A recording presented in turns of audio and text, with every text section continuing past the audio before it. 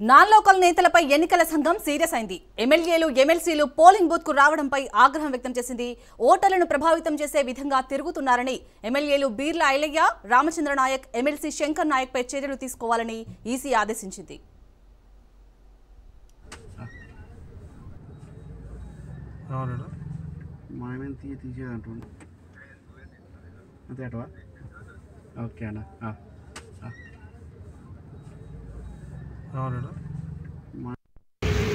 అక్కడ non locals ఉండదు కదా బేసిక్గా.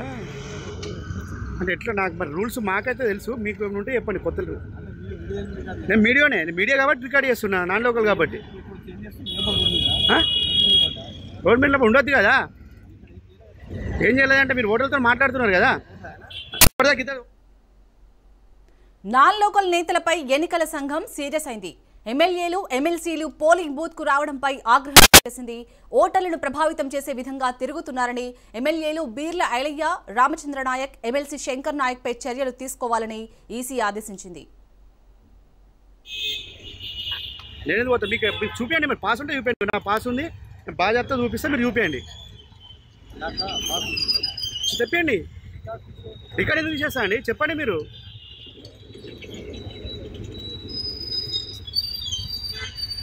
రికార్డ్ ఎందుకు చేస్తారు? ఎందుకు మీ పోలీసు వాళ్ళు ఏం చేస్తారు నాకు అర్థం కాదు. మీరు పోలీసు వాళ్ళు చెప్పాలి కదా, మీరు ఏం ల్యాండ్ ఆర్డర్ ఏం మెయింటైన్ చేస్తున్నారు? ఎలక్షన్ కమిషన్ ఏం చేస్తుంది? ఇట్లుంటే ఇట్లా నాన్ లోకల్ ఎట్లుంటారు చెప్పండి. వాళ్ళు ఒక ఎమ్మెల్సీ ఎట్లుంటారు చెప్పండి మరి. అక్కడ నాన్ లోకల్స్ ఉండదు కదా బేసిక్గా. అంటే ఎట్లా నాకు మరి రూల్స్ మాకైతే తెలుసు, మీకు ఉంటే చెప్పండి కొత్త. నేను మీడియా కాబట్టి రికార్డ్ చేస్తున్నా, నాన్ లోకల్ కాబట్టి. గవర్నమెంట్లో ఉండొద్దు కదా, ఏం చేయలేదంటే మీరు ఓటర్లతో మాట్లాడుతున్నారు కదా. ఇప్పటిదాకా ఇద్దరు ఓటర్తో మాట్లాడినావు కదా. ఉండొచ్చు అంటే చెప్పండి, మరి రూల్స్ ఏమైనా కొత్త రూల్స్ ఉంటే చెప్పండి, నేను చెప్పి వాడదాం. మాకు తెలియదు కదా, మాకు కూడా మీరు ఎమ్మెల్సీ కదా, మాకు కొంచెం తెలిసి మేము వాడుకుంటాం. చెప్తాం. ఎవరన్నారు? ఓటు వేయడానికి ఎవరు రారండి, ఓటు ఉన్నోళ్ళే వస్తారు ఇక్కడికి.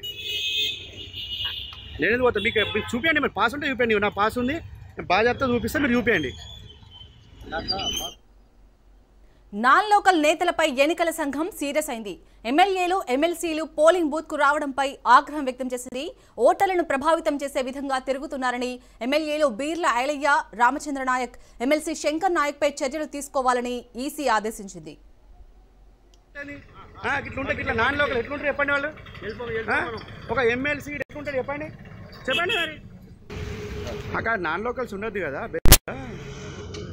అంటే ఎట్లా నాకు మరి రూల్స్ మాకైతే తెలుసు, మీకు ఉంటే చెప్పండి కొత్త. నేను మీడియా కాబట్టి రికార్డ్ చేస్తున్నా, నాన్ లోకల్ కాబట్టి. గవర్నమెంట్లో ఉండొద్దు కదా, ఏం చేయలేదంటే మీరు ఓటర్లతో మాట్లాడుతున్నారు కదా. ఇప్పటిదాకా ఇద్దరు ఓటర్తో మాట్లాడినావు కదా. ఉండొచ్చు అంటే చెప్పండి, మరి రూల్స్ ఏమైనా కొత్త రూల్స్ ఉంటే చెప్పండి, నేను చెప్పి వాడదాం. మాకు తెలియదు కదా, మాకు కూడా మీరు ఎమ్మెల్సీ కదా, మాకు కొంచెం తెలిసి మేము వాడుకుంటాం. చెప్తాం. ఎవరన్నారు? ఓటు వేయడానికి ఎవరు రారండి, ఓటు ఉన్నోళ్ళే వస్తారు ఇక్కడికి. నేను పోతా, మీకు చూపించండి, మరి పాస్ ఉంటే చూపించండి. నా పాస్ ఉంది, బాధ్యత చూపిస్తే మీరు చూపించండి, చెప్పండి. రికార్డ్ ఎందుకు చేస్తా అండి, చెప్పండి. మీరు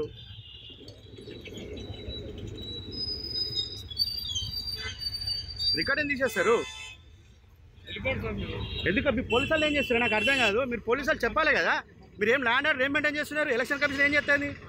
ఇట్లుంటే ఇట్లా నాన్ లోకల్ ఎట్లుంటారు చెప్పండి. వాళ్ళు ఒక ఎమ్మెల్సీ ఎట్లుంటారు చెప్పండి మరి. అక్కడ నాన్ లోకల్స్ ఉండదు. ఇక ఇటు ఓటర్లను ప్రభావితం చేసే విధంగా తిరుగుతున్నారని అక్కడ ఎమ్మెల్యేలు బీర్ల ఐలయ్య, అలాగే రామచంద్ర నాయక్, ఇటు ఎమ్మెల్సీ శంకర్ నాయక్ పై చర్యలు తీసుకోవాలని అయితే ఇప్పటికే ఈసీ ఆదేశించినట్టుగా తెలుస్తోంది. దీనికి సంబంధించి పూర్తి డీటెయిల్స్ మా ప్రతినిధి సైదులు లైవ్ లో అందిస్తారు. సైదులు, అసలు అక్కడ ఎన్నికల కోడ్ నిబంధనలు పాటిస్తున్నారా? ఇప్పటికే ఈసీ అయితే వీరిపై చర్యలు తీసుకోవాలని సూచించినట్టుగా తెలుస్తోంది. అప్డేట్స్ ఏంటి?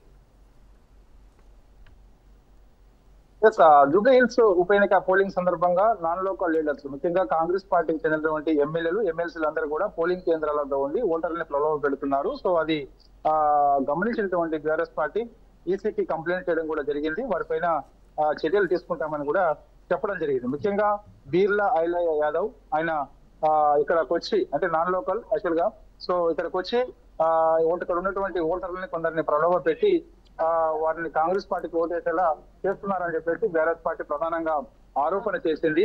సో ఆధారాలతో సహా ఎన్నికల సంఘానికి కూడా కంప్లైంట్ చేసింది. తర్వాత ఇక ఎమ్మెల్సీ శంకర్ నాయక్ ఆయన రెహమత్ నగర్ లో ఉదయం 7 గంటలకే వచ్చారు.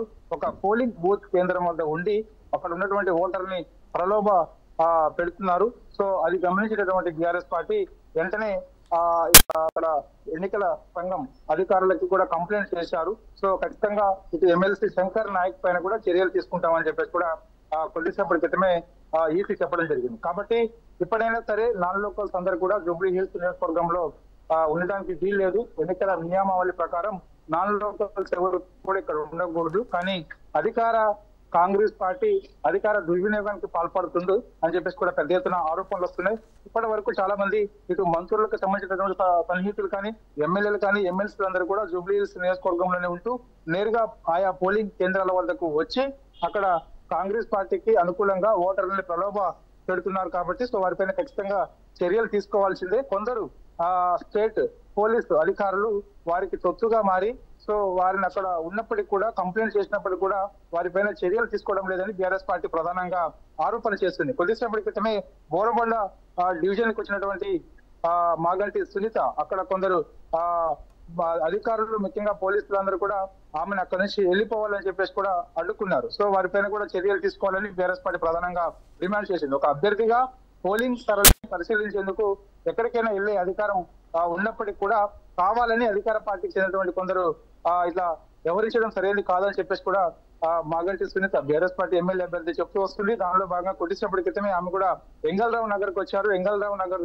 డివిజన్ లో కూడా కాంగ్రెస్ పార్టీకి చెందినటువంటి ముఖ్య నాయకులందరూ కూడా పోలింగ్ కేంద్రాల వద్ద ఉంటూ సో అక్కడ ఓటర్లను ప్రలోభ పెడుతూ చేస్తున్నారని చెప్పేసి కూడా ఆధారాలతో సహా బీఆర్ఎస్ పార్టీ ఎన్నికల అధికారులకు కూడా కంప్లైంట్ చేయడం కూడా జరిగింది. కాబట్టి ఇప్పుడు ముఖ్యంగా ఈ రోజు ఉదయం నుంచి కూడా ఉన్నటువంటి ముగ్గురు పైన ఖచ్చితంగా చర్యలు తీసుకుంటామని ఈసీ చెప్పడం జరిగింది. మరి ఎటువంటి చర్యలు తీసుకోబోతుందనేది కూడా మనకి తెలియాల్సి ఉంది. ప్రస్తుతం అయితే బీర్లా ఐలయ్య యాదవ్ సో ఈయన ఆలేరు ఎమ్మెల్యేగా ఉన్నారు. నాన్ లోకల్ ఇక్కడ జూబ్లీ హిల్స్ నియోజకవర్గానికి వచ్చి సో ఆయన అక్కడ ఓటర్లను ప్రలోభ పెడుతూ కాంగ్రెస్ పార్టీకి ఓటేయాలని చెప్పేసి కూడా నేరుగా ఆయన పోలింగ్ బూత్ వద్ద నిలబడుతున్నారు. ఇక ఎమ్మెల్సీ శంకర్ నాయక్ కూడా రేమత్ నగర్ లో ఉదయం నుంచి కూడా పోలింగ్ కేంద్రం వద్ద ఉంటూ ఓటర్లను ప్రలోభ పెడుతూ కాంగ్రెస్ పార్టీకి ఓటేయాలని చెప్పేసి కూడా ఆయన చెప్తున్నారు. సో వారిపైన కూడా చర్యలు తీసుకుంటామని చెప్పేసి కూడా ఎన్నికల అధికారులు చెప్తున్నారు. కాబట్టి సో ఇంకా చాలా మంది జూబ్లీ హిల్స్ నియోజకవర్గంలో నాన్ లోకల్ చెందినటువంటి ఎమ్మెల్యేలు ఎమ్మెల్సీలు అధికార కాంగ్రెస్ పార్టీకి చెందినటువంటి వారందరూ కూడా ఇక్కడే ఉంటున్నారు, పోలింగ్ కేంద్రాల్లో ఉంటున్నారు. కాబట్టి తక్షణమే వారందరినీ కూడా అక్కడి నుంచి వెళ్ళిపోవాల్సిందని చెప్పేసి కూడా ఎన్నికల సంఘం తెలిపింది. లేదంటే ఖచ్చితంగా చర్యలు తీసుకోవచ్చు అని చెప్పేసి కూడా చెప్తున్నారు. కాబట్టి సో ఖచ్చితంగా వాళ్ళందరిపైన కూడా చర్యలు తీసుకునే అవకాశం ఉంది. ఇక చాలా చోట్ల ముఖ్యంగా ఇటు బోరబండ కానీ షేక్పేట కానీ రెహమత్ నగర్ కానీ సో యూసఫ్ కూడా కానీ చాలా డివిజన్లలో పోలింగ్ కేంద్రాల వద్ద అధికార కాంగ్రెస్ పార్టీకి చెందినటువంటి కొందరు నాయకులు ఓటర్లకు నేరుగా ఆ పోలింగ్ బూత్ల వద్దే డబ్బులు పంచుతున్నారు. అది గమనించినటువంటి బీఆర్ఎస్ పార్టీ కార్యకర్తలు అడ్డుకుంటున్నారు. చాలా చోట్ల వాళ్ళని పట్టుకున్నారు. ఎంగల్రావు నగర్ లో కొద్దిసేపటి క్రితమే అధికార కాంగ్రెస్ పార్టీకి చెందినటువంటి ఒక నాయకుడు అక్కడ ఉన్నటువంటి ఓటర్ను ప్రలోభ పెట్టి ఓటుకు 5,000 రూపాయలు పంచుతుండగా బీఆర్ఎస్ పార్టీకి చెందినటువంటి కార్యకర్తలు కూడా పట్టుకున్నారు. సో పట్టుకొని వారిని అక్కడ ఉన్నటువంటి పోలీసులు కూడా అప్పగించారు. సో వారిపైన ఖచ్చితంగా కఠిన చర్యలు తీసుకుంటామని చెప్పేసి అధికారులు చెప్తున్నప్పటికీ కూడా మాకు మాత్రం నమ్మకం లేదు. ఎందుకంటే అధికార కాంగ్రెస్ పార్టీకి పోలీసులు తొత్తులుగా మారారని చెప్పేసి కూడా పెద్ద ఎత్తున ఆరోపణలు అయితే వస్తున్నాయి. ఎందుకంటే ఒకవైపు మాగంటి సునీత బీఆర్ఎస్ పార్టీ అభ్యర్థి మాగంటి సునీత అన్ని డివిజన్లు వెళ్తూ అక్కడ ఓటింగ్ స్థలాలని పరిశీలిస్తుంటే అడ్డుకుంటున్నారు. మరి ఇక అధికార కాంగ్రెస్ పార్టీకి చెందినటువంటి కొందరు నాన్ లోకల్ అయినప్పటికీ కూడా అక్కడే పోలింగ్ కేంద్రాల్లో ఉంటూ ఓటర్లను ఎందుకు అడ్డుకోవడం లేదని చెప్పేసి కూడా పెద్ద ఎత్తున ఆరోపణలు వస్తున్నాయి. బీఆర్ఎస్ పార్టీ కూడా ఇదే చెప్తుంది. సో దానిలో భాగంగానే ఎన్నికల సంఘానికి కూడా కంప్లైంట్ చేసింది. సో ఆధారాలతో సహా చాలా చోట్ల పోలింగ్ కేంద్రాల వద్ద ఇటు కాంగ్రెస్ పార్టీకి చెందినటువంటి నాయకులందరూ కూడా ఇప్పటికీ డబ్బులు పంచుతూ ఓటర్లు ప్రజలు పెడుతున్నారు. కాబట్టి సో వారిపైన ఖచ్చితంగా కఠిన చర్యలు తీసుకోవాలని చెప్పేసి కూడా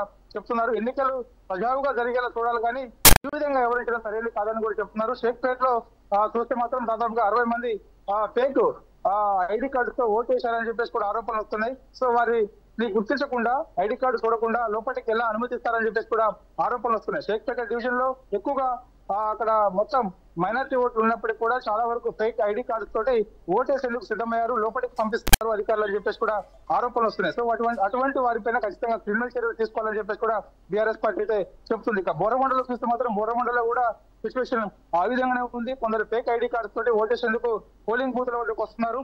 కానీ అక్కడ కొందరు అధికార పార్టీకి కొత్తగా అధికారులు మారారు కాబట్టి సో చూసే చూడనట్లు వ్యవహరిస్తున్నారు. ఇది సరైనది కాదని చెప్పేసి కూడా ఆరోపణలు వస్తున్నాయి. కాబట్టి ఎక్కడైనా సరే పోలింగ్ కేంద్రాల వద్ద ఎవరైతే డబ్బులు పంచుతున్నారో వారిపైన చర్యలు తీసుకోవడం కానీ, అదేవిధంగా ఫేక్ ఐడి కార్డుతో ఎవరైతే పోలింగ్ బూత్ లోకి వస్తున్నారో వారిని పట్టుకుని వెంటనే వాళ్ళపైన కేసులు నమోదు చేయడం కానీ.